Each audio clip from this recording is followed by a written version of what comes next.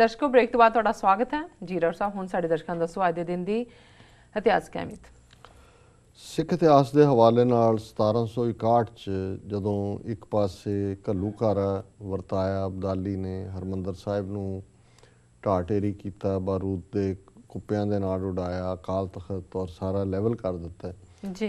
और उसे वेले ही ये जिहड़ा है उस दे नाल हज़ारां जिहड़ियां हिंदू औरतां ने उन्हां नूं बंदी बना के जां बांदियां बना के लिजा रहा सी और जिहड़े थोड़े बहुत सिख ਸਕੈਟਰਡ सी उन्होंने बाहर निकल के गोइंदवाल के पत्तन के नेड़े, गोइंदवाल के नेड़े उस पर अटैक करके हज़ारां हिंदू औरतों को छुड़ाया। सो हुणे ही असीं कश्मीर वादी की गल करके हटे हैं, नवंबर 84 की गल करके हटे हैं।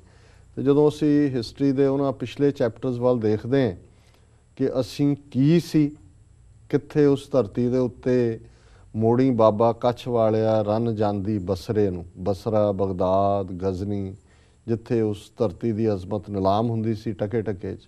उस धरती दीयां जाइयां जिहड़ियां ने वो सिख दे वाल, कच्छ वालिया, कछहरे वाला, पंज ककारां वाला, अमृतधारी सिख उस वाल जिहड़ियां ने वो तकदियां सी कि भी ये सानू रैस्क्यू करेगा। तो अज असीं किस हद तक किन्ने उस जलालत वाले फेस ते पहुँच गए हैं कि असीं अपनियां भैणां, अपनियां बच्चियां, अपनियां मातावां उन्हां नूं असीं महफूज नहीं कर सकते।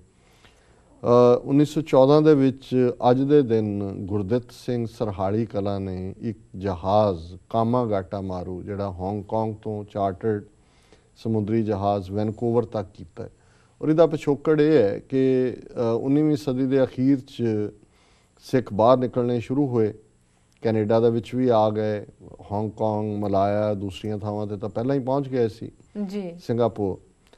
ਔਰ ਇਹਨਾਂ ਨੇ ਦੇਖਿਆ ਹੈ ਹਮੇਸ਼ਾ ਇਸ ਗੱਲੋਂ ਘਬਰਾਉਂਦੇ ਵੀ ਰਹੇ ਨੇ ਕਿ ਵੀ ਇਹ ਕਿਤੇ ਇਹਨਾਂ ਦੀ ਬਹੁਤ ਆਬਾਦੀ ਨਾ ਵੱਧ ਜਾਏ ਔਰ ਇਹ ਸਾਡੇ ਲਈ ਕੋਈ ਜਿਹੜੀ ਹੈ ਉਹ ਖਤਰਾ ਨਾ ਬਣ।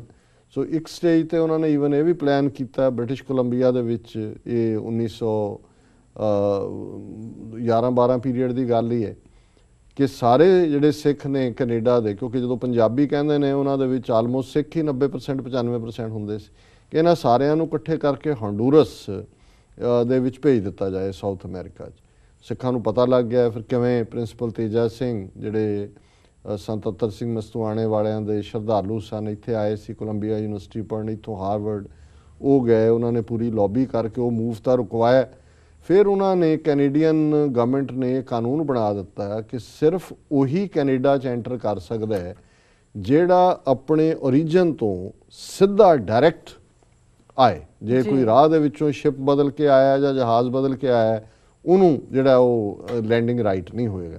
ਹੁਣ ਕਿਉਂਕਿ ਪੰਜਾਬ ਤੋਂ ਜਾਂ ਇੰਡੀਆ ਤੋਂ ਕੋਈ ਡਾਇਰੈਕਟ ਜਹਾਜ਼ ਹੈ ਹੀ ਨਹੀਂ ਸੀ ਇਹ ਵੈਨਕੂਵਰ ਪੋਰਟ ਲਈ, ਤੇ ਇਸ ਲਈ ਜਿਹੜੇ ਕੁਛ ਪਹਿਲਾਂ ਨਿਕਲੇ ਸੀ ਸਿੱਖ ਕਿ ਆਪਣੀ ਨੌਕਰੀ ਦੀ ਤਲਾਸ਼ 'ਚ, ਉਹ ਕੋਈ ਕ੍ਰਾਂਤੀਕਾਰੀ ਤਾਂ ਨਹੀਂ ਸੀ ਜਦੋਂ ਨਿਕਲੇ। ਸੋ ਕੋਈ ਉੱਥੇ ਹਾਂਗਕਾਂਗ ਫਸਿਆ ਹੋਇਆ ਸੀ, ਕੋਈ ਸ਼ੰਘਾਈ ਫਸਿਆ ਸੀ, ਕੋਈ ਸਿੰਗਾਪੁਰ ਫਸਿਆ ਸੀ, ਕੋਈ ਹੋਰ ਸੀ। ਸੋ ਇਹ ਗੁਰਦਿੱਤ ਸਿੰਘ, ਬਾਬਾ ਗੁਰਦਿੱਤ ਸਿੰਘ ਜਿਨ੍ਹਾਂ ਨੂੰ ਕਹਿੰਦੇ ਨੇ, ਇਹ ਵਪਾਰੀ ਸਨ, ਚੰਗੇ ਕਾਮਯਾਬ, ਇਹਨਾਂ ਨੇ ਚੰਗੇ ਮਲਾਇਆ ਔਰ ਦੂਸਰੇ ਹਾਂਗਕਾਂਗ 'ਚ ਪੈਸੇ ਬਣਾਏ। ਇਹਨਾਂ ਨੇ ਜਾਪਾਨੀ ਕੰਪਨੀ ਦੇ ਨਾਲ ਕੰਟੈਕਟ ਕੀਤਾ, ਜਾਪਾਨੀ ਜਹਾਜ਼ ਸੀ ਇਹ, ਕਿਉਂਕਿ ਜਾਪਾਨੀ ਨਾਂ ਕਾਮਾਗਾਟਾ ਮਾਰੂ ਜੀ। ਉਹਨਾਂ ਨੇ ਕਿਹਾ ਜੀ ਸਾਨੂੰ ਤੁਸੀਂ ਦਿਓ ਰੈਂਟ, ਤੇ ਸ਼ਿਪ ਜਹਾਜ਼ ਕਰ ਲਿਆ। ਉਹਨਾਂ ਨੇ ਜਹਾਜ਼ ਦਾ ਨਾਂ ਵੀ ਬਦਲ ਕੇ ਗੁਰੂ ਨਾਨਕ ਜਹਾਜ਼ ਰੱਖਿਆ ਔਰ ਲਗਭਗ 400 ਦੇ ਕਰੀਬ ਜਿਹੜੇ ਪੈਸੇਂਜਰਸ ਜਿਹੜੇ ਸੀ ਉਹਨਾਂ 'ਚ ਲਗਭਗ 370 ਜਾਂ ਕੋਈ ਸਿੱਖ ਸੀ, ਉਹ ਡਾਇਰੈਕਟ ਉਹਨਾਂ ਨੇ ਸੇਲ ਕੀਤਾ ਜਿਹੜਾ ਇੱਧਰ ਵੈਨਕੂਵਰ ਨੂੰ।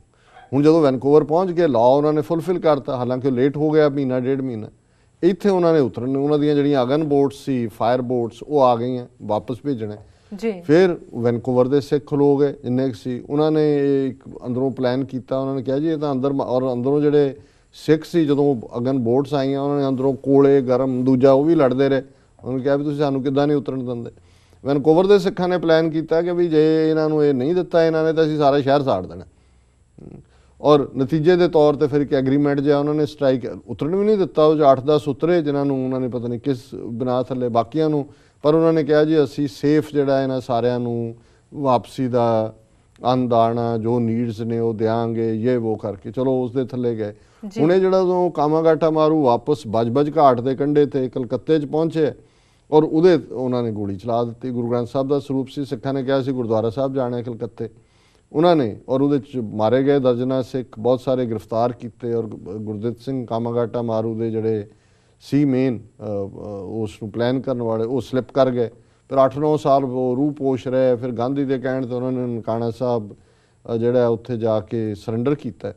और ये सारी कहानी है। सो कामागाटा मारू 100 साल पहला जो वापरिया, कैनेडा सरकार ने घट्टो घट्ट उन्होंने म्यूजियम भी बनाए ने, उत्थे यादां ने, माफ़ी भी मंगी है और ये सारा पार्ट है। सो ये जिहड़ी फ्रीडम स्ट्रगल का हिस्सा इसलिए बनया क्योंकि जिहड़े फिर वापस मुड़े उदों तक गदर लहर का जोर, गदर का लिटरेचर उन्होंने पढ़ के उन्होंने जिहड़ा अपनी आज़ादी की गल नूं अगे तोरिया सी। 1956 च अज दे दिन हुकम सिंह नूं लोक सभा का डिप्टी स्पीकर बनाया गया, जिहड़ा बाद स्पीकर भी रहा, गवर्नर भी रहा, अकालियां च सी कदे, सो कांग्रेसी हो गया। 2014 च अज दे दिन खुशवंत सिंह की 99 साल की उम्र दे विच मौत हुई। वर्ल्ड हिस्टरी के हवाले नाल 1739 च नादर शाह ने हमला किया दिल्ली ते और तख्ते ताउस और कोहिनूर हीरा वो लै गया जान लग्या। 1760 ਦੇ ਵਿੱਚ ਬੋਸਟਨ ਦੇ ਵਿੱਚ बड़ी ਜ਼ਬਰਦਸਤ ਅੱਗ ਲੱਗੀ, 350 ਦੇ ਕਰੀਬ ਬਿਲਡਿੰਗਸ ਤਬਾਹ ਹੋ ਗਈਆਂ। 1792 ਵਿੱਚ ਫਰਾਂਸ 'ਚ ਫਾਂਸੀ ਲਈ ਗਿਲੋਟਿਨ ਜਾਂ ਜਿਲੋਟਿਨ ਵੀ ਕਹਿੰਦੇ ਨੇ, ਉਹਦਾ ਇਸਤੇਮਾਲ, ਕਿ ਸਿਰ ਮਸ਼ੀਨ ਦੇ ਵਿੱਚ ਸਿਰ ਫਸਦਾ ਸੀ ਤੇ ਉਹ ਕੱਢ ਦਿੰਦਾ ਸੀ। ਉਹ ਐਵੇਂ ਮੁਸਲਮਾਨਾਂ ਨੂੰ ਕਹਿਣਗੇ ਜੀ ਇਹ ਸਿਰ ਕਲਮ ਕਰਦੇ ਨੇ ਜਾਂ ਬੀਹੈਡਿੰਗ ਕਰਦੇ ਨੇ, 1980 ਤੱਕ ਹੁੰਦੀ ਰਹੀ ਹੈ ਇਹਨਾਂ ਯੂਰਪੀਅਨ ਮੁਲਕਾਂ 'ਚ, ਜਦੋਂ ਕਿ ਐਮਨੈਸਟੀ ਇੰਟਰਨੈਸ਼ਨਲ ਦੇ ਜਾਂ ਦੂਜੇ ਪ੍ਰਭਾਵ ਥੱਲੇ फिर डेथ सेंटेंस खत्म हुई। 1920 च पहला जिहड़ा लंडन तो साउथ अफ्रीका च डायरैक्ट फ्लाइट गई, डायरैक्ट नहीं, 1 महीना लग्या फ्लाइट का। सो देखो कितना हौली हौली जिहड़ी उड़दा होना है। ट्यूनीसिया ने आज़ादी गेन की फ्रांस तो 1956 च। 1969 च निक्सन ने कहा जी कि वियतनाम वॉर असी खत्म करांगे। सैनट ने अज दे दिन जिहड़ी अमेंडमेंट है कि बई पब्लिक स्कूलों च प्रेयर हो सकती है, उसनूं रिजैक्ट कर दिता है। और 1995 च टर्की की 35,000 फौज कुर्द लीडरां नूं फड़न लई इराक च दाखिल हुई। US, ब्रिटेन, आस्ट्रेलिया, पोलैंड ने 2003 ਦੇ ਵਿੱਚ ਅੱਜ ਦੇ ਦਿਨ ਬਿਨਾਂ ਯੂਨਾਈਟਿਡ ਨੇਸ਼ਨਸ ਦੀ ਮਨਜ਼ੂਰੀ ਲਿਆ ਇਰਾਕ ਦੇ ਉੱਤੇ ਹਮਲਾ ਕੀਤਾ। ਜੀ ਡਾਕਟਰ ਸਾਹਿਬ, ਤੁਹਾਡਾ ਬਹੁਤ ਬਹੁਤ ਸ਼ੁਕਰੀਆ। ਹੁਣ ਸਾਡੇ ਦਰਸ਼ਕਾਂ ਨੂੰ ਦੱਸੋ ਅੱਜ ਦਾ ਵਿਚਾਰ। ਅੱਜ ਦੇ ਵਿਚਾਰ ਲਈ ਅਸੀਂ ਭਾਈ ਗੁਰਦਾਸ ਜੀ ਦੇ ਕਵਿਤ ਨੰਬਰ 78 ਨੂੰ ਚੁਣੇ ਜੀ। ਔਰ ਇਹ ਕਵਿਤ ਹੈ। आद कै ब्याद कै उपाद कै त्रिदोख हुते, गुर सिख साध गुर बैद पै लै आए हैं, अमृत कटाच पेख जन्म मरण मेटे जोन, जम पै निवारे अभय पद पाए हैं, चरण कमल मकरंद रज लेपन कै, दीख्या सीख्या संजम कै औखद खवाए हैं, निहचल मत सुख करम भरम खोए, तावत बरन राखे, निहचल मत सुख सहज समाए हैं। जी कि गुरु की शरण च आए हैं, किवें सारे दुख दूर हुंदे ने ते जिहड़े भुल्ले होए ने उन्हां नूं भी किवें गुरु के सिख लिया के गुरु की शरण च जोड़दे ने। आद कै ब्याद कै उपाद कै त्रिदोख उत्ते, गुर सिख साध गुर वैद पै लै आए हैं।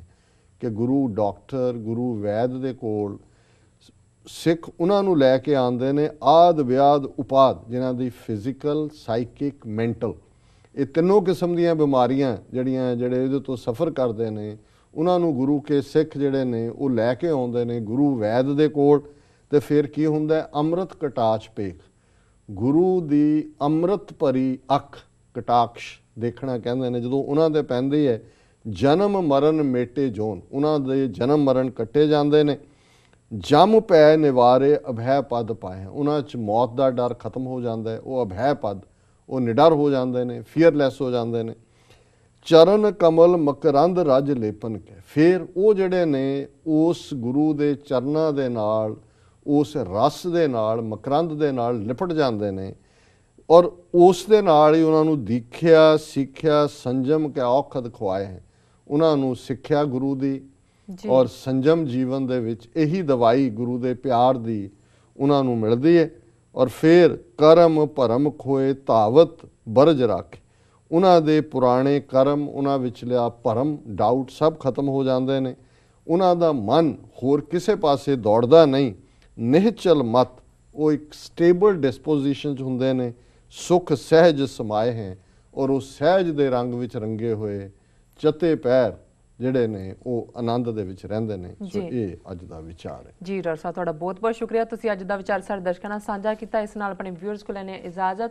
ਵਿਊਅਰਸ ਤੁਹਾਡਾ ਬਹੁਤ ਬਹੁਤ ਸ਼ੁਕਰੀਆ, ਤੁਸੀਂ ਆਪਣੇ ਕੀਮਤੀ ਸਮੇਂ ਵਿੱਚ ਸਮਾਂ ਕੱਢ ਕੇ ਤੁਸੀਂ ਆਪਣੇ ਰਾਏ ਤੇ ਸੁਝਾਅ ਸਾਨੂੰ ਭੇਜੇ ਨੇ ਤੇ ਇਸ ਤਰ੍ਹਾਂ ਭੇਜਦੇ ਰਹਿਣਾ ਸਾਡੇ ਇਸ ਪਤੇ ਤੇ sos@tv84.tv ਤੇ ਅਸੀਂ ਆਪਣਾ ਪ੍ਰੋਗਰਾਮ ਲੈ ਕੇ ਫਿਰ ਦੁਬਾਰਾ ਹਾਜ਼ਰ ਹੋਵਾਂਗੇ। ਤਦ ਤੱਕ ਲਈ ਮੈਨੂੰ ਤੇ ਆਪਣੇ ਦਰਸ਼ਕਾਂ ਨੂੰ ਆਗਿਆ ਦਿਓ ਤੇ ਬੁਲਾ ਦਿਓ ਫਤਿਹ। ਵਾਹਿਗੁਰੂ ਜੀ ਕਾ ਖਾਲਸਾ, ਵਾਹਿਗੁਰੂ ਜੀ ਕੀ ਫਤਿਹ।